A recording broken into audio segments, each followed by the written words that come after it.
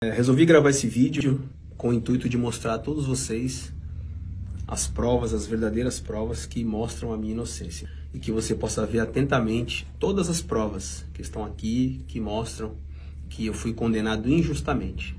Olha, ninguém sabe o que eu tenho passado, né? Nos últimos anos, você ter sido condenado injustamente. Desde a primeira vez eu sempre tenho frisado que eu sou inocente e ninguém tem me dado ouvido. Você ter as provas, você querer falar e você não poder falar. Eu sempre fui instruído aos meus advogados a não falar nada. Ninguém sabe quantas vezes eu já chorei, quantas vezes a minha família já passou por dificuldades. Nós temos filhos, nossos filhos vão à escola, minha esposa anda como qualquer ser humano normal. E você ser acusado de algo tão grave, injustamente, ninguém sabe o que eu estou passando. Desde o começo, gostaria de falar a verdade, gostaria de mostrar toda a verdade que prova a minha inocência e eu nunca pude. Então, a minha esperança é que aqui no Brasil eu possa ter o direito de me defender. Para você que é jornalista, que é um jornalista sério e que quer mostrar a verdade, não algo tendencioso, as verdades estão aqui para quem quiser ver, jornalista, advogado, não tem problema nenhum com isso, né? Igual aquele velho ditado, quem não deve não teme. Mas em determinado momento eu pensei que eu estivesse num filme, de você estar sendo condenado por algo que você não fez. Você tem as provas que mostram isso, você quer mostrar a sua verdade, você também não pode falar porque estava em segredo de justiça, mas agora eu estou falando. Então a minha esperança é que a justiça seja feita e que todos possam ver a minha inocência. Olha, para todos aqueles que me acompanham desde criança, que se algum dia eu fui uma inspiração dentro do futebol para alguém, aí estão as provas que eu jamais cometi um crime. Sempre procurei dar um bom exemplo para vocês. Obviamente que já cometi os meus erros e hoje sou outra pessoa, mas jamais eu cometi um crime. Aqui estão as provas.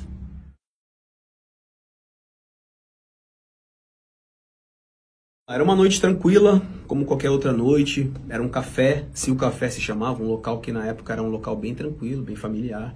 Tinham outras famílias, uma noite de pagode, como era um grupo de pagode que eu gostava, que há 10 anos atrás eu curtia. E nós resolvemos ir no pagode, né? Em determinado momento do pagode, a minha esposa decidiu ir para casa. Como eu ia treinar no outro dia, falei para ela que ia ficar poucos minutos a mais e depois eu já ia embora. Logo em seguida, né, eu desci para tocar. Sempre, quem me conhece há muito tempo sabe que antigamente eu gostava de música, de samba. Estava tocando o meu instrumento. E uma mulher se aproximou, normalmente, tivemos troca de olhares, né? Automaticamente eu deixei o meu instrumento e nós começamos a conversar. Antes da mulher que se aproximou, e eu só vi saber isso depois, nos autos do processo, está aqui no processo, não é a imagem minha, existiu uma troca de mensagem entre a mulher que nos acusa e um outro rapaz que estava combinando, né, de só se aproximar de mim assim que a minha esposa saísse do local. Então eu só vim saber depois, nos autos do processo, que já existia uma combinação para se aproximar de mim. Não foi eu que tomei a iniciativa de nada. Fomos para um lugar bem próximo dali, que é uma chapelaria. Na Europa tem muita chapelaria, devido ao frio, as pessoas costumam deixar os seus casacos ali, casaco, boné. Qualquer pessoa poderia entrar, sair, não tinha nenhuma porta. Eu não levei ninguém para nenhuma porta, não tranquei ninguém numa porta. Não foi eu que tomei a iniciativa. E era um local que qualquer pessoa poderia ter visto se tivesse acontecido algo diferente, algo estranho. Não aconteceu nada de diferente. Ficamos cerca de poucos minutos, algo consensual. E logo após, eu fui embora para minha casa. Era um local que tinha muitos seguranças. Era um local que era aberto. Olha, gente, eu fui acusado de ter tido um encontro com uma mulher enquanto ela estava inconsciente, que não é verdade. Ela estava dançando, ela estava conversando normalmente com todas as pessoas, nós temos imagens e fotos. Ela conscientemente foi comigo e teve um encontro rápido e superficial. Até hoje, o que as pessoas pensam é que quando eu tive um encontro com ela, ela estava desacordada, ela estava no chão, ela estava inconsciente. Não foi nada disso, não foi nada disso. Ela estava totalmente em pé, consciente, dançando, rindo, se divertindo como qualquer outra pessoa faz em uma discoteca num dia normal. Não teve nada disso e as imagens mostram isso, né? Não foi nada de violência, ninguém abusou, não peguei nenhuma garota à força, nunca faria isso na minha vida. O local tinha outras pessoas próximas, outras pessoas que poderiam ouvir se ela tivesse gritado, dito para, não, alguma coisa. Isso nunca aconteceu. como pode uma garota estar totalmente inconsciente, como pode uma garota estar totalmente embriagada, como ela diz estar, e minutos antes ela estava mandando mensagem dizendo que só se aproximaria quando a minha esposa não estivesse no local. E minutos depois também ela manda uma mensagem totalmente tranquila para a amiga, perguntando onde a amiga está, você está aí, você pode vir me buscar.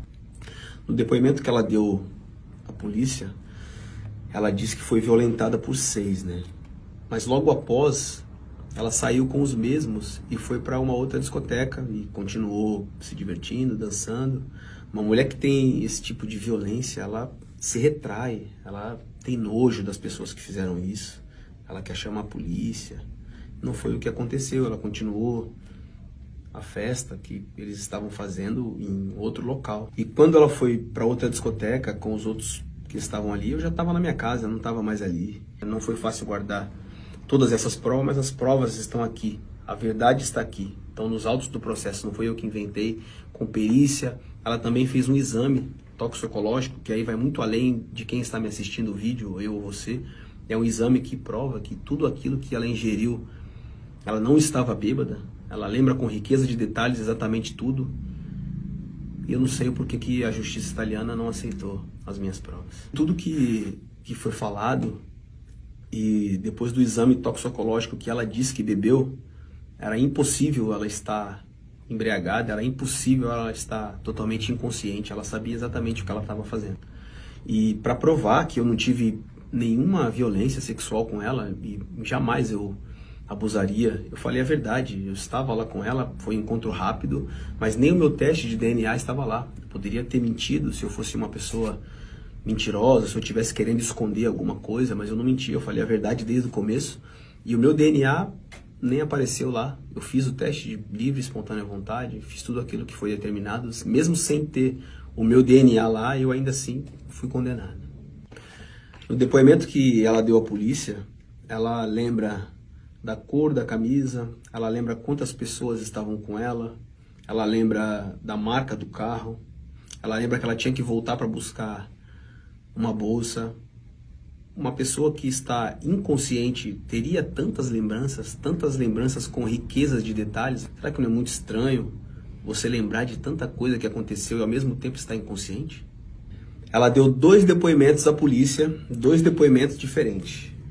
No primeiro depoimento, ela lembra que estava todos os 6 ali, interagindo. No segundo depoimento, ela já lembra com mais riqueza de detalhes que eu tive uma intimidade com ela. Ou seja, 4 meses depois, ela lembrava mais. No primeiro depoimento, ela fala uma coisa, ela não lembra. No segundo, ela fala outra. Já mostra a incoerência na versão dos fatos dela. No primeiro depoimento em Bérgamo, ela lembra com riqueza de detalhes de todos os rapazes que estavam ali. Mas ela estava inconsciente. Difícil você lembrar estando inconsciente. No segundo depoimento, que foi em Milão, aí ela já lembra que tivemos uma intimidade entre eu e ela, que foram 2 meses a mais, ela disse que lembrava. Então, existe essa incoerência. Diante de tantas provas assim, contundentes, provas que são gritantes, que mostram a minha inocência, não tenho uma prova nem 2, eu tenho várias provas que mostram que não é verdade a acusação que me fizeram, isso só me leva a crer que esses mesmos que me condenaram são os mesmos que permitem com que aconteça inúmeras vezes história de racismo contra inúmeros estrangeiros fora do Brasil, né? Joguei na Europa durante quase 10 anos e só no Milan joguei 4 anos. Nesses 4 anos eu vi várias e várias vezes história de racismo.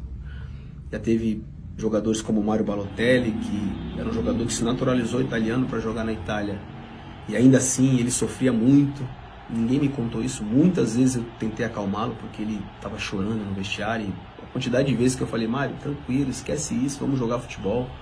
Joguei com outro jogador chamado Prince Boateng, que em determinado momento ele tirou a camisa do Milan. Você pode ver aí nas imagens, ele tirou a camisa e pediu para não jogar mais, porque ele não estava suportando aquela situação de racismo.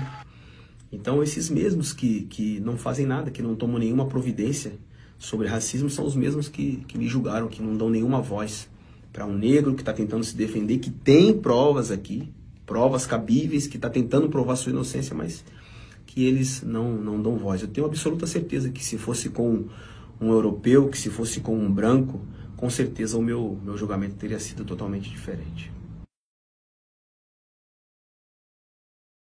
Existe um contexto sobre todos esses áudios que vocês ouviram. Obviamente, eu sou uma pessoa totalmente diferente daquele Robinho de 10 anos atrás. O ser humano ele evolui. Hoje eu tenho um linguajar totalmente diferente. E para você que ouviu os áudios de maneira isolada, né, para você, principalmente as mulheres, pode achar, pô, eu sou insensível, eu sou um cara escroto, eu não respeito as mulheres. Não é isso. Ali eu estava num ambiente de pressão, eles estavam me pressionando, eu tinha absoluta certeza que eu estava sendo extorquido. As pessoas que me ligavam, que me chamavam, que estavam falando comigo naqueles áudios eram pessoas que eu não confiava, eram pessoas que já tinham me pedido dinheiro outras vezes, e eu tinha absoluta certeza que eu não tinha cometido um crime, que eu não tinha engravidado ninguém. Então, mais para eu me livrar, para que parassem de me perturbar, eu falei aquelas palavras. Os áudios foram gravados depois de um ano. Obviamente, né, eu naquele momento, jogador de futebol, depois de um ano você não lembra de exatamente tudo aquilo que você fez, com quem você anda. Aquelas pessoas que estavam me ligando não eram pessoas confiáveis, não eram pessoas que tinham seus documentos italianos totalmente corretos. Então eu tinha absoluta certeza que alguém estava querendo me extorquir, que eu tinha que pagar 60 mil euros, depois história de gravidez. Né? Então eu acabei dando risada não por menosprezo, mas assim como algo que eu fiquei totalmente surpreso, né? Igual alguém chegar pra você e falar, você roubou um banco, você faz, eu nunca, não faço isso. Então foi a mesma coisa, a mesma reação que eu tive de dar risada, não com desprezo a uma mulher, ou não por desprezar. A risada foi de pasmo, assim, o que vocês estão falando é totalmente ao contrário, não existe isso, não existe possibilidade de crime, muito menos de ter engravidado alguém. O encontro que eu tive com ela ali, que foi algo superficial e rápido, eu nunca neguei isso, mas você ter um encontro consensual com uma garota e você cometer um crime, existe uma distância muito grande. Isso nunca aconteceu. Então, por isso que nos áudios que eu falei, que palavras de baixo calão, acabei dando risada, foi porque eu tinha absoluta certeza que eu não tinha cometido nenhum crime e que também não tinha engravidado ninguém. Olha, todo ser humano erra, né? O erro que eu cometi naquele dia foi de não ter ido embora para casa com a minha esposa como deveria ter feito. Mas de você ter cometido um erro com a sua esposa, de você ser um criminoso, cometer um crime, existe uma distância muito grande, né? Muito diferente, é total. Eu acho que todo ser humano comete erros, é digno de ser perdoado. Não estou aqui questionando quem comete um crime. Quem comete um crime dessa magnitude tem que pagar e todas as mulheres têm o direito de se defender, mas não foi o meu caso. O meu caso foi uma grande injustiça.